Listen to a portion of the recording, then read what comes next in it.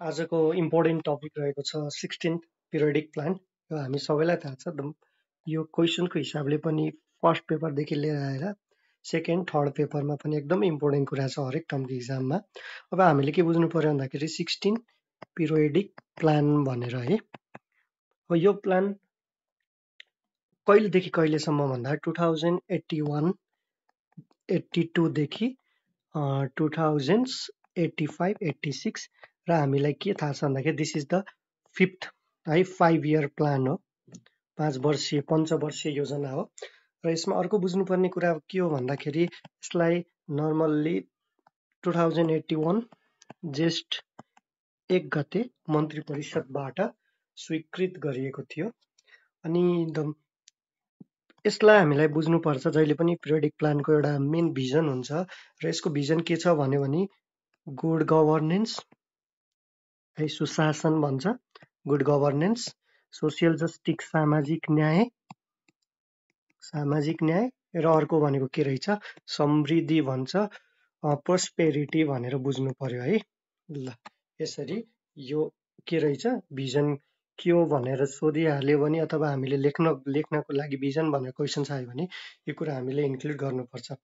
त्यसपछि आएर next one is यो भिजनलाई आधार मानेर अनि गोल पनि डिसाइड गरेको छ। अब कतिवटा गोल छ भन्दाखेरि ओभरअल 40 वटा गोल छ, जसमध्ये गुड गभर्नेन्सको 10 वटा, सोसियल जस्टिसको 10 वटा, त्यसपछि आएर समृद्धिको कतिवटा, प्रोस्पेरिटीको कतिवटा छ 20 वटा है। र यही गोललाई आधार मानेर यसमा इन्डिकेटर्सहरू अनि मिजर्सहरू छ है, क्वान्टिटेटिभ्स मिजर्सहरू टार्गेटहरू राखेको छ। त्यो कुरा पनि हामीले बुझ्नेछौँ। अब गोलको कुराहरू यो भइहाल्यो। त्यसपछि आएर अर्को के बुझ्नुपर्छ भन्दाखेरि यसको अब्जेक्टिभ भनेर यदि सोधिहाल्यो भने केही छैन। हेर्नु त अब्जेक्टिभ क्वेसन्समा अब्जेक्टिभ भनेर सोध्यो भने बुझ्न सकिन्छ यही कुरालाई के। जस्तै फर्स्ट अब्जेक्टिभ भनेको यो भिजन छ नि, भिजनमा फर्स्टमा के छ गुड गभर्नेन्स भनेर राखेको छ र अब्जेक्टिभलाई हामीले के गर्न सक्छ टु इस्टाब्लिस है, टु इस्टाब्लिस के गर्ने गुड गभर्नेन्स, के गर्ने इस्टाब्लिस गर्ने गुड गभर्नेन्स एक्रस केमा गुड गभर्नेन्स सुशासन गर्ने भन्दाखेरि एउटा पोलिटिकल राजनीतिमा हुने भयो। नेक्स्ट वान इज एडमिनिस्ट्रेटिभ होइन प्रशासनमा, अनि अर्को भनेको केमा भन्दा जुडिसियल सेक्टरमा हो। यिनीहरूमा के हुँदो रहेछ गुड गभर्नेन्सको सुशासनको अवधारणा आयो, अब्जेक्टिभ आयो है, उद्देश्य के छ भन्यो भने। त्यसपछि आएर नेक्स्ट वान इज बुझ्न सकिन्छ सोसियल जस्टिस सामाजिक न्यायको हुन्छ है। उद्देश्य के छ भन्दाखेरि अब के गर्ने यसलाई पनि इस्टाब्लिस गर्ने, टु इस्टाब्लिस के इस्टाब्लिस गर्ने भन्दा सोसियल जस्टिस है, सामाजिक न्याय। सबैलाई थाहा छ होइन सामाजिक न्याय भनेको पहुँच गराउने के मार्जिनलाइज कम्युनिटीलाई अनि रिसोर्सहरूमा अनि यसको युटिलाइजेसन्समा। अब धेरै कुराहरू जस्तै अब to establish social justice in केमा हेल्थ सेक्टरमा, हेल्थमा पनि सामाजिक न्याय हुनु पर्यो। त्यसपछि नेक्स्ट वान इज एजुकेसन्स, अर्को भनेको रोजगारीमा इम्प्लोइमेन्ट, अर्को भनेको वासस्थान चाहियो सेल्टर, अर्को भनेको सुरक्षा पनि हुनु पर्यो security, and public service delivery भन्छ है। सो पब्लिक सर्भिस डेलिभरी यसरी हामीले बुझ्नु पर्यो। सार्वजनिक सेवा प्रवाहमा पनि के हुनु पर्यो सोसियल जस्टिस हुनु पर्यो भनेर बुझ्नु पर्यो। एन्ड थर्ड वान इज अब एउटा त भइसक्यो है सोसियल जस्टिस, त्यसपछि आएर good governance, and last one is prosperity समृद्धि है। समृद्धि के हुने भन्दाखेरि समृद्धि एचिभ गर्ने। सो टु एचिभ के बुझ्नु पर्यो प्रोस्पेरिटी इन ह्युमन लाइफ होइन, आफ्नो जीवनमा समृद्धि कायम गर्ने। एन्ड अर्को के भन्दाखेरि नेसनल इकोनोमी। यो कुरा यति बुझ्यो भने this is all about the objective भनेर यो बुझ्न हामीले सकिन्छ है।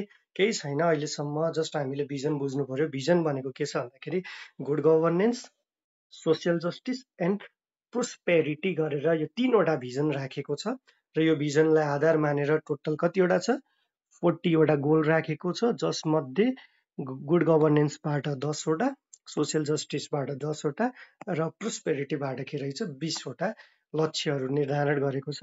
नेक्स्ट वान इज के रहेछ अब्जेक्टिभ। 16औं योजनाको उद्देश्य के हो अथवा अब्जेक्टिभ के हो भनेर क्वेसन सोध्यो भने यही फर्स्ट भनेको गुड गभर्नेन्स के गर्ने इस्टाब्लिस गर्ने to establish good governance across political administrative and judicial सेक्टरमा। सेकेन्ड वान भनेको के रहेछ टु इस्टाब्लिस सोसियल जस्टिस केमा भन्दा हेल्थ सेक्टरमा education employment shelter security and public service डेलिभरीमा के गर्ने सोसियल जस्टिस सामाजिक न्यायको इस्टाब्लिस गर्ने भन्ने कुरा हो। थर्डमा के रहेछ प्रोस्पेरिटी समृद्धि हामीले के गर्ने समृद्धि एचिभ गर्ने in human life and national economy. यति गर्यो भने तपाईँले अब्जेक्टिभको कुराहरू लेख्न सक्नुहुन्छ। यति कुरा बुझ्नुभयो। त्यसपछि आएर नेक्स्ट वान इज बुझ्नुपर्ने अर्को कुरा के छ भनेर सोध्यो भने यसको स्ट्राटेजी है। स्ट्राटेजी भनेको ल हेर्नुहोस् यो क्वेसन्स पनि कहिले कसो सोध्यो भने रणनीति भन्छ नि के छ 16 योजनाको रणनीति के हो भनेर क्वेसन सोध्यो भने के गर्ने भन्दाखेरि यसको रणनीति 4 वटा रणनीति राखेको छ। यो कुरा चाहिँ बुझ्नु पर्यो है। 4 वटा रणनीति के हो भनेर अब यसलाई सोधिराख्न सक्छ यो 1 नम्बरमा याद गर्नुहोस् है। 1 नम्बरमा के छ भन्दाखेरि यसले प्रोडक्सन प्रोडक्टिभिटी एन्ड कम्पिटिभनेसको कुरा गरेको छ के उत्पादन उत्पादकत्व होइन। त्यसपछि आएर प्रतिस्पर्धा गर्ने भनेको छ। अब यसलाई के बुझ्नु पर्यो भन्दाखेरि टु इन्हान्स के बुझ्नु पर्यो टु इन्हान्स प्रोडक्सन्स अनि के गर्ने अर्को प्रोडक्टिभिटी होइन एन्ड वाट कम्पिटिटिभनेस है कम्पिटिटिभनेस भनेर बुझ्नु पर्यो। कम्पिटिटिभनेस कसरी गराउने भन्दा बाई आइडेन्टिफाइङ है के बुझ्नु पर्यो बाई आइडेन्टिफाइङ एड्रेस पनि गर्नु पर्यो एड्रेसिङ्स एन्ड नेक्स्ट वान इज के रहेछ रिजल्भिङ केलाई रिजल्भिङ गर्ने structural barrier seen in all sectors है seen in all sectors and dimension of development है। यति कुरा चाहिँ बुझ्नु पर्यो। This is the first strategy है। अब यसलाई यति मात्र बुझे नि हुन्छ।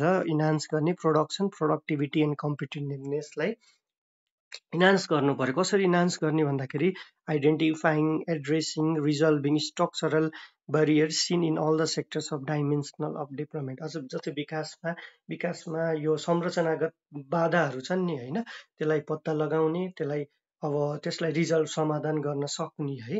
यो गर्यो भने के हुन्छ भन्दाखेरि ओभरअल राष्ट्रको प्रोडक्सन प्रोडक्टिभिटी एन्ड कम्पिटिटिभनेसलाई इन्क्रिज गर्ने काम गर्छ भनेर बुझ्नु पर्यो। र यसै यो एक्ज्याक्टली जसरी लेखेको छ त्यही हिसाबले नै मैले भनिरहेको छु होइन। यसलाई अब बुझ्ने यसको मर्म बुझेर अलिकति ल्याङ्ग्वेजलाई चेन्ज आफ्नो शैलीमा लेख्न सकियो।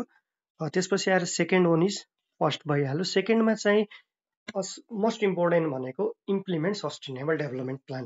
यो थाहै भएको कुरा होइन सस्टेनेबिलिटीलाई धेरै नै प्रायोरिटीमा राखेको छ। To implement sustainable development plan होइन डेभलपमेन्ट प्लान। अब यसमा पनि यो स्ट्राटेजी चाहिँ कसरी हुन्छ भनेर पनि लेखेको छ कि त्यही हिसाबले गर्दा to implement sustainable development plan कसरी भन्दा बाई यहाँ हेर त बाई स्ट्रेन्थिङ स्ट्रेन्थ गराउनु पर्यो बलियो बनाउनु पर्यो the interconnections and functional capacity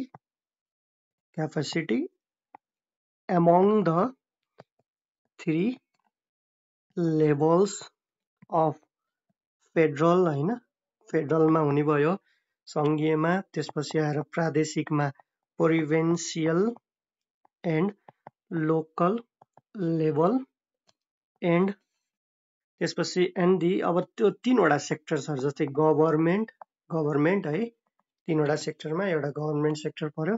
त्यसपछि आएर अनि प्राइभेट अनि त्यसपछि कोअपरेटिभ यो 3वटा एन्ड अर्को भनेको non cooperative sectors and development partner है। नन कोअपरेटिभ त्यसपछि आएर non cooperative sectors and development पार्टनर्सहरू। ल अब यो अलिकति लङै भयो है, अब यसलाई बुझ्नु पर्यो यसको के छ भनेर। त्यसै टु इम्प्लिमेन्ट सस्टेनेबल डेभलपमेन्ट प्लानलाई इम्प्लिमेन्ट गर्ने, कसरी इम्प्लिमेन्ट गर्ने भन्दाखेरि तीनवटा तलाई इन्टरकनेक्सन्स गराउने अनि त्यसको क्यापासिटी बिल्डिङ गर्ने, यही कुरा थियो।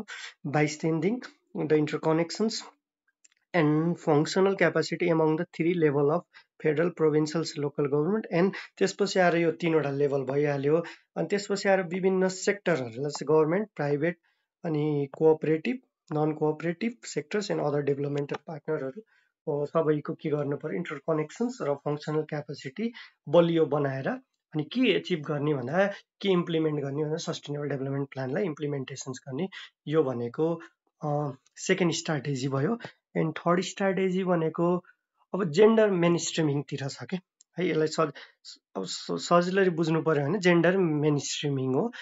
जेन्डर मेनस्ट्रिमिङ अनि त्यसपछि आएर modern technology, environmental protections, disaster risk reductions, अब यी कुराहरूलाई ल्याएर थर्ड स्ट्राटेजी भनेको के रहेछ, टु इन्टर्नलाइज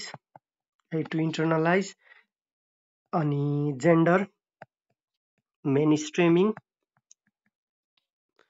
के बुझ्नु पर्यो, जेन्डर मेनस्ट्रिमिङ अनि के गर्नु पर्यो अर्को, युज अफ मोडर्न टेक्नोलोजी, त्यसपछि आएर इन्भाइरोमेन्टल,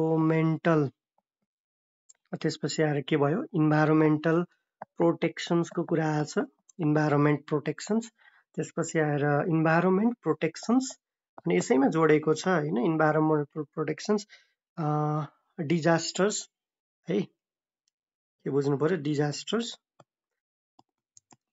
डिजास्टर रिस्क रिडक्सन्स इन के भयो, disaster reductions in all areas है, सबै एरियामा, in all areas and dimension of development है। यो भनेको यसको के रहेछ, थर्ड नम्बरको स्ट्राटेजी के हो भनेर क्वेसन सोध्यो भने यो कुरा चाहिँ हामीले बुझ्नु पर्यो है।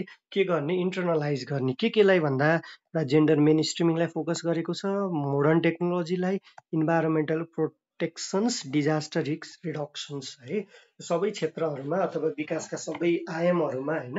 अनि के गर्नु पर्यो भन्दाखेरि इन्टर्नलाइज गर्ने, gender mainstreaming, use of modern technology, environmental protections, disaster risk reduction, this is the third strategy. And last one strategy is अब एकदम पोलिसीलाई फोकस गरेको छ के भनेको के बुझ्नु पर्यो, टु स्टडी गर्ने, रिसर्च गर्ने होइन, रिसर्च, त्यसपछि आएर एन्ड इम्प्लिमेन्ट पोलिसी फर्मुलेसन्स है, policy formulations and development program based on facts and evidence भनेर हामीले के गर्नु पर्यो, बुझ्नु पर्यो।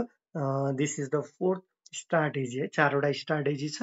अब to study, research, implement policy formulations and development program based on fact and evidence भनेर यसरी टोटल ओभरअल आजलाई के छ, अरू पार्ट 2 मा हामीले राख्नेछौँ र अहिलेलाई बुझ्नुपर्ने भनेको यो कुरा चाहिँ बुझ्नु पर्यो। जस्तै 16 पिरियडिक प्लानको कुरा गरेको छ र 5th इयर पञ्चवर्षीय भयो, यो यसको टाइम पिरियड भनेको 81, 82बाट 85, 86 सम्म भयो। यो भनेको मन्त्री परिषदबाट स्वीकृत भएको टाइम भयो र यसको भिजन के छ भनेर बुझ्नु पर्यो, good governance, social justice and prosperity भनेर बुझ्नु पर्यो के। यसमा के रहेछ, सुशासन, सामाजिक न्याय र समृद्धि भनेर जस अन्तर्गत 40वटा टार्गेट अथवा गोल राखिएको छ। गुड गभर्नेन्सको 10वटा छ, सोसियल जस्टिसको 10वटा र प्रोस्पेरिटीको कतिवटा छ, 20वटा छ। अनि अब हामीले अब्जेक्टिभ उद्देश्य के हो भनेर क्वेसन सोधिहाल्यो भने यही 3वटा भिजनहरूलाई हामीले उद्देश्य लेख्न सकिन्छ यसरी होइन। गुड गभर्नेन्स इस्टाब्लिस गर्ने, सोसियल जस्टिस इस्टाब्लिस गर्ने होइन, अनि प्रोस्पेरिटी एचिभ गर्ने, यो यसको अब्जेक्टिभ हो यो प्लानको। र यसमा बुझ्नुपर्ने भनेको स्ट्राटेजी के 4वटा रणनीति राखेको छ है। रणनीति यो 16th गोल एचिभ गर्नको लागि के गर्ने भन्दाखेरि अब फर्स्ट वान इज इन्हान्स गराउने। केलाई इन्हान्स गराउने? प्रोडक्सन, प्रोडक्टिभिटी एन्ड कम्पिटिटिभनेसलाई इन्हान्स गराउने। कसरी गराउने भन्ने कुरा यो हामीले बुझ्न सक्छौँ होइन। त्यसपछि आएर डाइमेन्सन्स अफ डेभलपमेन्टमा स्ट्रक्चरल ब्यारियरहरू के छन् होइन, तिनीहरूलाई के गर्ने? आइडेन्टिफाइङ गर्ने, एड्रेसिङ गर्ने र रिजल्भ गरेर यो प्रोडक्सन, प्रोडक्टिभिटी एन्ड कम्पिटिटिभनेस इन्हान्स हुन्छ। र सेकेन्ड स्ट्राटेजिज के बुझ्नु पर्यो? सस्टेनेबल डेभलपमेन्ट प्लान इम्प्लिमेन्ट गर्ने। कसरी गर्ने भन्दाखेरि स्ट्रेन्थिङ, बलियो गराउने, interconnection and functional capacity among the 3 levels of federal, provincials and local levels. And अनि अर्को के भनेको छ? Different sector, government, private, cooperations and non cooperative सेक्टर्सहरूलाई स्ट्रेन्थ गर्न पर्यो। अनि त्यसपछि आएर third strategies internalize gender mainstreaming होइन, use of modern technology, environmental protection, disaster risk reductions, अनि यो गर्नु पर्यो। त्यसपछि आएर fourth strategies to study, research and implement policy formulations and development program based on the fact and evidence है। र यति कुरालाई यो पार्ट 1मा मैले यति नै राखेको छु। र अर्को पार्ट 2मा चाहिँ हामीले बुझ्नुपर्ने भनेको नेक्स्ट वान इज के छ भन्दाखेरि प्राइमेरी एरिया फर स्ट्रक्चरल ट्रान्सफर्मेसन्स भनेको छ के। यसमा 13वटा रहेको छ। संरचनात्मक रूपान्तरणकारी प्रमुख क्षेत्रहरू 13वटा, र यही टार्गेटमा 13वटाका यिनीहरूको च्यालेन्जेसहरू के छ र मेजर प्रोग्राम के छ भन्ने कुरा चाहिँ 13 टोटामा। अब क्वेसन्स पनि कुनै एउटाको सोधिदिन सक्छ अथवा लिस्ट गर्न भन्न सक्छ 13वटा होइन, यसरी नै सोध्न सक्छ। आजलाई यति। यो भिडियो हेर्नु होला, पढ्नु होला होइन, अनि बाँकी भिडियो पनि आउँदै गर्छ र यसलाई सपोर्ट गर्नु होला। Thank you.